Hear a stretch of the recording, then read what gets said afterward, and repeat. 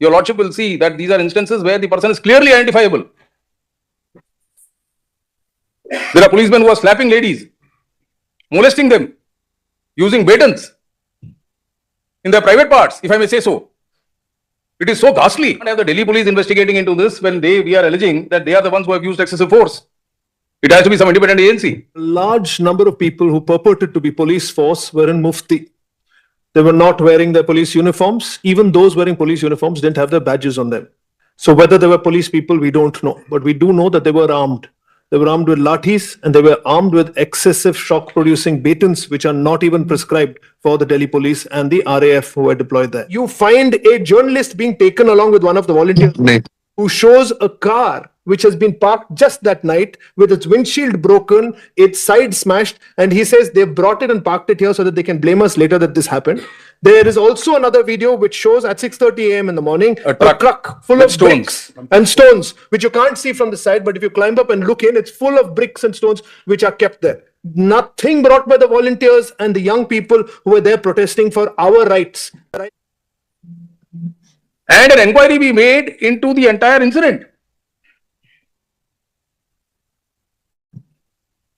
I am not for 1 minute saying that people who have caused injuries to police officers, they should be let off if they have taken law into their own hands. More than 90 people have suffered injuries as far as students are concerned. Oh, there is no allegation. And the list is growing. That any police officer was hit. No, I am just as a matter of abundant caution saying this. And some kind of directions need to be passed in relation to preserve all CCTVs, but that will be very in relation to the fact as to when a situation like this happens, what is the code of conduct that the law enforcing agency has to maintain. Can I just supplement for 2 minutes? Then one more aspect, my lord. We are also, if your lordship sees the prayers, in the prayers we are also asking the preservation of all the material, which includes the video recordings, the CCTV cameras at various places, the Rose Ramchas, the circulars which they said came into force, the directions by which the police officials acted, who gave those directions, all that material needs to be preserved. We are seeking the setting up of a special investigation team or any independent agency which your lordship may think to inquire into these incidents.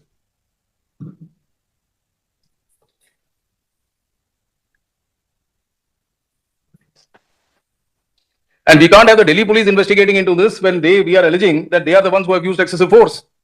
It has to be some independent agency. Those who are identifiable, my lord, we have given the material before the honorable court. Your lordship will see that these are instances where the person is clearly identifiable. There are policemen who are slapping ladies, molesting them, using batons in their private parts, if I may say so. It is so ghastly. 6, we say, my lord, we are asking for preservation and production of all CCTV footage. If there is drone footage, that can be called for. Body-worn camera recordings, videography, wireless communication records, PCR logs, deployment orders, orders pertaining to the use of force, lathi charge, tear gas, batons, and tasers, which were used as if cattle was being herded with electric shocks. We also beseech for the constitution of a high-level judicial inquiry, my lord, or an independent inquiry at least. Otherwise, we won't get to the bottom of this. Yes. These incidents took place on 20th July 2026. I speak for myself and I say that I've gone through about 130 of these videos. They're all been uploaded, they're freely available, and we have had them verified as well. Why the videos are relevant in this case are the following. The videos reveal this. One, there are a large number of people who purported to be police force were in Mufti. They were not wearing their police uniforms. Even those wearing police uniforms didn't have their badges on them. So whether they were police people, we don't know. But we do know that they were armed. They were armed with lathis and they were armed with excessive shock-producing batons, which are not even prescribed for the Delhi police and the RAF who were deployed there.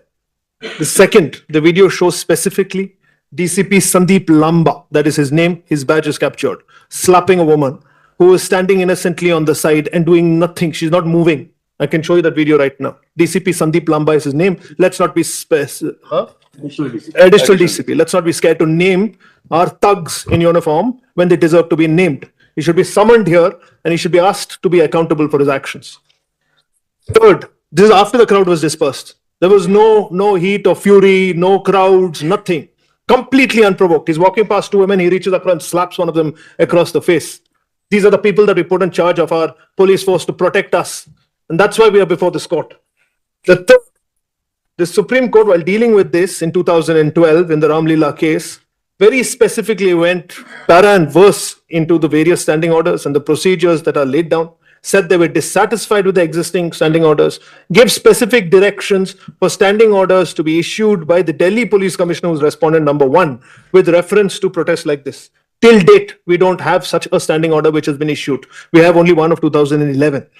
What the Supreme Court said in Ramlila Maidan was that in that particular case, where Baba Ramdev, etc., had been responsible for fomenting some of the police action, here there has been nothing. Nobody provoked anything, absolutely nothing.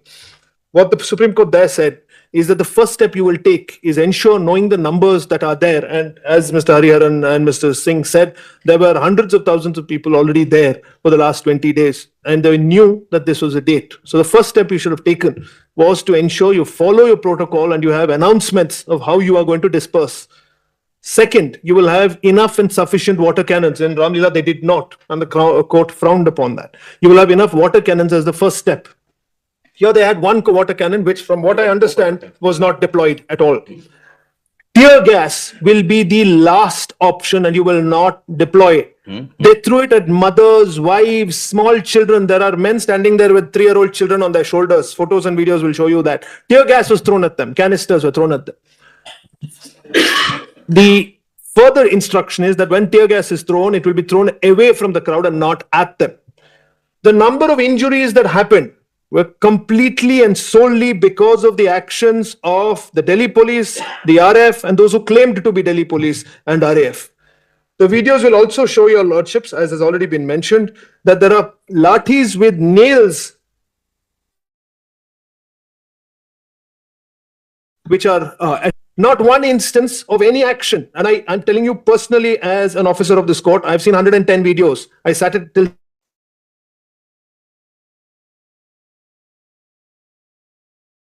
the kind of bullying and madness which has captured the imagination of these people purporting to be policemen, that they wear helmets, they're wearing t-shirts and jeans, they trip up a protester who's trying to run away. And when he falls down, 4 of them get after him with batons and start beating him with lathis.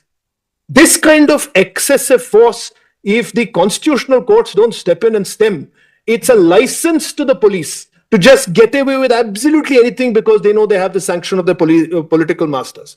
It is here, my lords, that we must be accountable. And we need to have them explain their actions, and which is why our prayers include that apart from an SIT, an FIR against these so-called police officers and administrative disciplinary action taken against them, we need to have a judicial inquiry as well.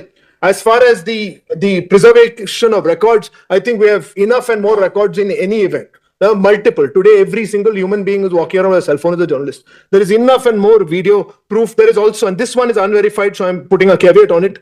There is a video of 6:30 on the morning of 20th, where you find a journalist being taken along with one of the volunteers who shows a car which has been parked just that night with its windshield broken, its side smashed, and he says they've brought it and parked it here so that they can blame us later that this happened.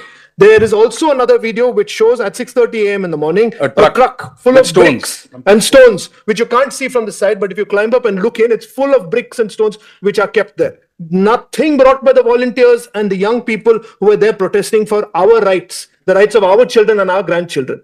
And it's for them that Gandhi laid down his life, and generations of our people laid out their lives for protesting against foreign colonial rule, and we have to put up with this now. I'm grateful, Mullah. I just believe that notice has to go to them and some strict action be taken independently.